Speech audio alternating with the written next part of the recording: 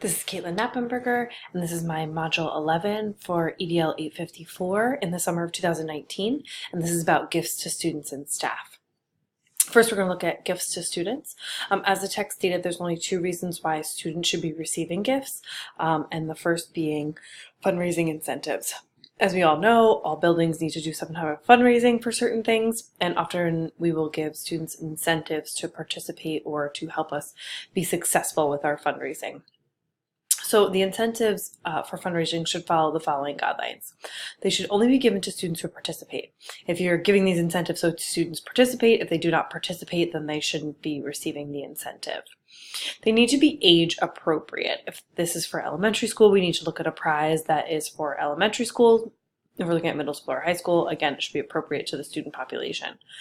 This should not affect profitability, being that the incentive should be purchased out of the funds that are raised, and since we obviously need these funds for something, for a specific project that was stated, they should not affect the profitability of the actual fundraiser. Finally, it should not favor one group over the other. We shouldn't be giving one group of students one prize and then another group of students a different prize, or only awarding, it to like one place. If they're given the incentive and they meet the requirements, then they should get that incentive. The second reason why the text stated that there should be gifts given to students is special achievement gifts. This can often be multiple times a year or at least once a year, where we have some kind of award ceremony or banquet of some sort, and we're given either athletic awards or academic achievement awards, anything like that. So these should be, if you're giving these awards to students, they should be nominal in value, meaning that they should not be extravagant gifts. They should not be, have large dollar signs on them. They should also be age appropriate. So we want to make sure that we're giving the students what kind of fits for their age. Now, the funding for these can come from, because obviously it's not from fundraising, they can come from the general fund, which you have in your building or in your district. They can come from donations from parent groups, from local businesses, things like that, or they can come from the athletic fund. But again, we're looking at things that are, smaller in value. These should not be extravagant monetary gifts. The next section, looking at gifts to staff. There's a few reasons why we might give gifts to staff. First being special occasion gifts. They should be reasonably priced, and meaning that we should not, again, be giving these extremely, high monetarily valued gifts to staff members. They should also be paid over the Remembrance Fund. Remembrance Fund being, some type of fund that's put together with dues from staff, staff donations, fundraising from staff. And it should have the specific purpose of funding gifts like this. So for weddings, for baby showers, for things like that, this is where that money should be coming from. That money should never be coming from a general fund or an activities fund, because it is for staff, and any money, cited for students should be spent on students and should not be being spent on staff. Another thing is going back to the idea of fundraising. If there is a fundraising incentive type of gift for the staff, if we say that, if certain staff participates, we reach a certain goal, we're going to give the staff whatever it may be.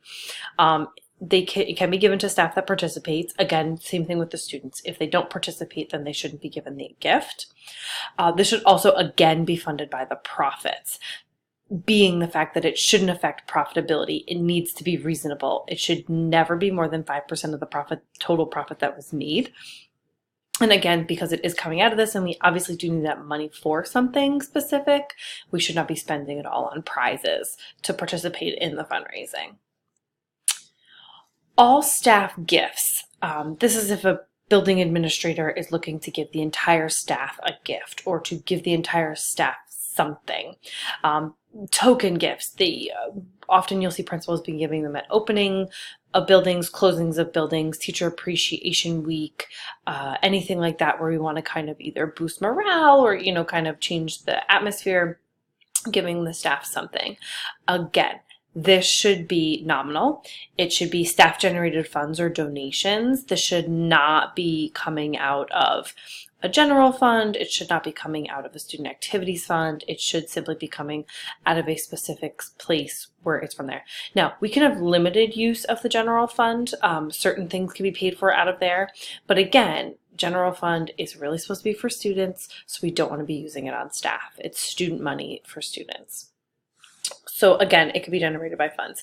Also realizing that whatever it is that you are giving the staff as a gift, we should really try to avoid cash or cash equivalent gifts.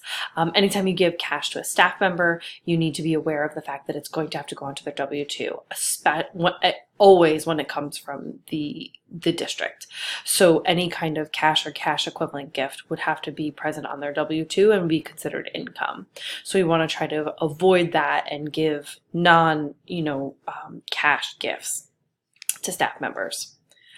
The last thing we talked about giving gifts is oftentimes when there's some type of crisis in the building, or something occurs and there's a health crisis, or some type of natural disaster, and we want to try to collect and have a special effort made for either students or staff members. We need to be very cautious when we do that. First thing is that you need to contact kind of your business administrator, or your business administrator was the title that we would use, to ask them for guidance and how this should kind of move forward and how this can go. Again, your best bet is to keep any kind of district bookkeeper or district business person out of this as much as possible, because again, we're looking at the idea of any kind of cash donation, even in a special circumstance, is going to be seen as income and is therefore taxable and needs to be put on a W-2. So we don't want that to happen if this is obviously for some type of situation. So what you can do then is looking at some type of parent organization to do it, the PTA or the PTO, whatever it is that you have present in your building, or simply having non-administrators kind of collect and go that way, so that there is no crossover, there's no foul play or anything that's considered foul play anywhere kind of in there. Asking other people besides administration to coordinate efforts like this will take away from that idea of taxable income, or the fact that it's coming from the district specifically. The information for this presentation, the source of it here is the School Money Matters, a handbook for principals. Thank you very much for watching.